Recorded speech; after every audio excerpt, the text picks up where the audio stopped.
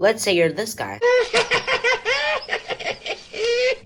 And you just got a cheap brushless system.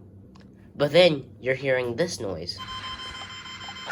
Well, don't worry, because I know exactly how to fix it.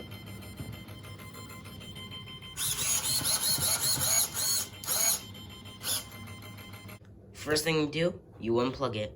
Then what you want to do is you want to bring your controller and you want to turn it off. You want to see if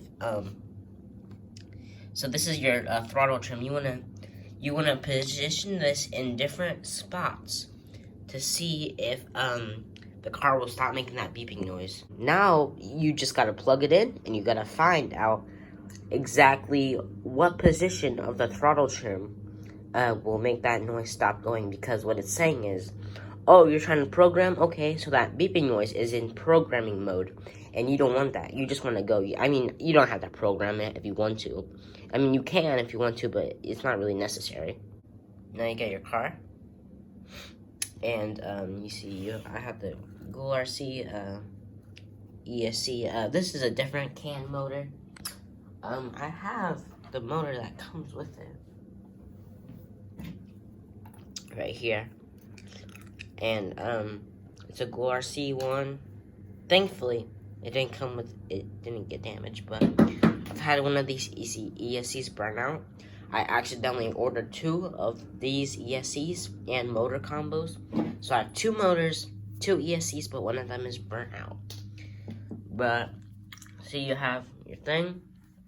You'll always turn on your controller first, especially with these cheap Chinese brands. Okay. And that's what you should hear when you turn it on. I have glued the switch on so it'd stay on. Thankfully, I've ran this through water and it's fine. So now, you should be good.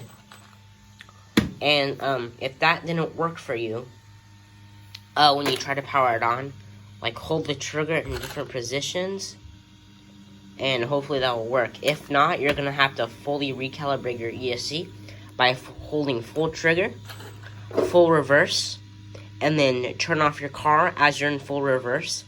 And then as you turn it on, do a full throttle, and then center it out, and then it should work. And if this video helped you guys out, don't forget to subscribe to the channel, and leave me a comment down below if you have any questions at all. And your RC car should now be running perfectly fine.